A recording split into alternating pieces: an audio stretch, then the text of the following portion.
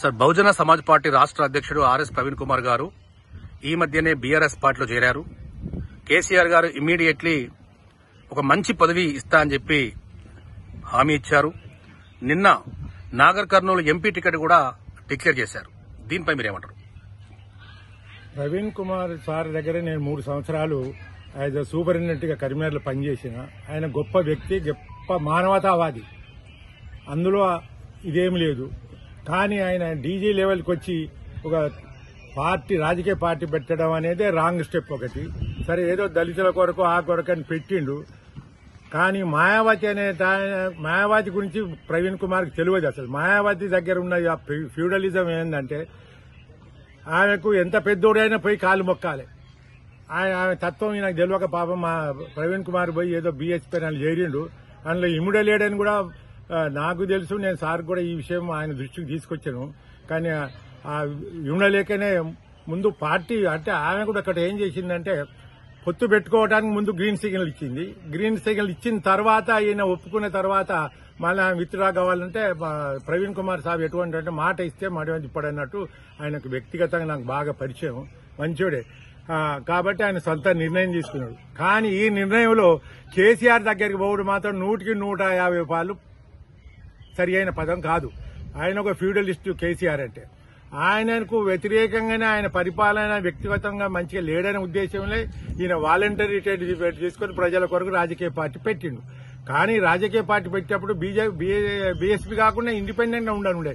కానీ ఇటువంటి క్యాపిటలిస్టు దొరా జాత అని చెప్పి మొన్నటి వరకు విమర్శించిన మన ప్రవీణ్ కుమార్ సారు కేసీఆర్ దగ్గరికి పోవడం మాత్రం ఆయనకైతే అది ఊందతానికి తగిన ముచ్చట కాదు. సో దీనికి సంబంధించి చాలా మంది ఆర్ఎస్ ప్రవీణ్ కుమార్ యొక్క ఫాలోవర్స్ ఏమంటున్నారంటే, బహుజనుల కోసము బహుజనులకు న్యాయం చేద్దామని చెప్పి బీఎస్పీ పార్టీ రాష్ట్ర అధ్యక్షుడుగా ఉండి గత ఎలక్షన్ లో 114 స్థానాల్లో పోటీ చేస్తే కనీసం డిపాజిట్ దక్కలేదు.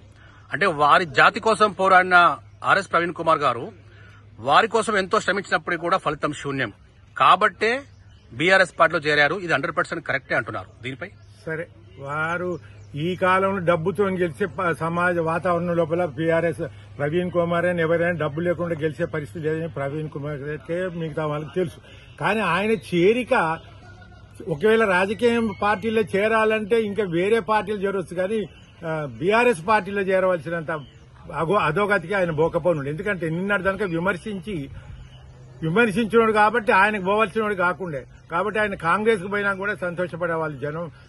మనం సమాజానికి సేవ చేయాలనుకో ఇండిపెండెంట్ పార్టీ పెట్టవచ్చు, లేకపోతే ఇంకా సేవ చేసే ప్రస్తుత పరిస్థితులు మాత్రం కాంగ్రెస్ కు పోతే ఆయన బాగుండేదని నేను అనుకుంటా. యాజ్ అ కాంగ్రెస్ వాదిగా నేను కాంగ్రెస్ లో బాగుండే అనుకుంటా. ఇప్పుడు మీరు అన్నట్టుగా కాంగ్రెస్ వాదిగా ఈవెన్ కాంగ్రెస్ ప్రభుత్వం గాని రాష్ట్ర ముఖ్యమంత్రి రేవంత్ రెడ్డి కూడా రమ్మని చెప్పి గతంలో అన్నట్టుగా ఈ మధ్య కాలంలో ప్రెస్ మీట్ లో చెప్పారు. పబ్లిక్ సర్వీస్ కమిషన్ చైర్మన్ గా ఇస్తాను కూడా హామీ ఇచ్చారు. కానీ సున్నితంగా తిరస్కరించారు. ఇప్పుడు మీరు అంటున్నారు అధికార పార్టీలో పోతే న్యాయం జరుగుతుందని. ఇక్కడ బీఆర్ఎస్ పార్టీ అనేది ఇప్పుడు పూర్తి స్థాయిలో చాలా మంది విమర్శలకు గురవుతా ఉంది. అధికారంలో ఈ పార్టీ లేదు. మరి అయినప్పటికీ కూడా ఏమీ ఆశించకుండా బీఆర్ఎస్ పార్టీలో చేరారు. సో దీనిపై ఇప్పుడు బీఆర్ఎస్ పార్టీలు ఎందుకు చేరింది అనేది కూడా కావాలి కదండి. బీఆర్ఎస్ పార్టీలు చేసి ప్రజలకు సేవ చేయాలనే ఉద్దేశం కదా. అది పూర్తిగా మునిగిపోయే పడవ ఎక్కితే నేను నీతోని ఉన్న 10 మంది సముద్రంలో మునిగిపోతారు కదా. మునిగిపోయే పడవ ఎక్కి నేను ప్రజలకు సేవ చేస్తానంటే ఎట్లా? అర్థం కాలేదు. అందులో మీకు కేసీఆర్ తో జమకట్టుడు. ఎందుకంటే మీరు నిన్నటి వరకు బీయింగ్ ఐపీఎస్ ఆఫీసర్ ఆయన విమర్శించింది కాబట్టి ఆయన దళిత రోయి అన్నావు, ఆయన క్యాపిటలిస్ట్ అన్నావు, ఆయన ఫ్యూడల్ వ్యవస్థ అని విమర్శించుకొని ఇవాళ ఒక్కడు ఆల్ ఆఫ్ ఏ సడన్ మీరు వారు ఎట్లా ధర్మాత్ముడు ఎట్లా బుద్ధిమంతుడు అయిండు? నువ్వు ప్రజలకు ఏం జవాబు చెప్తావు? నువ్వు ఐపీఎస్ ఆఫీసరు, నువ్వు ఎన్నో కార్యక్రమాలని చేయొచ్చు కదా.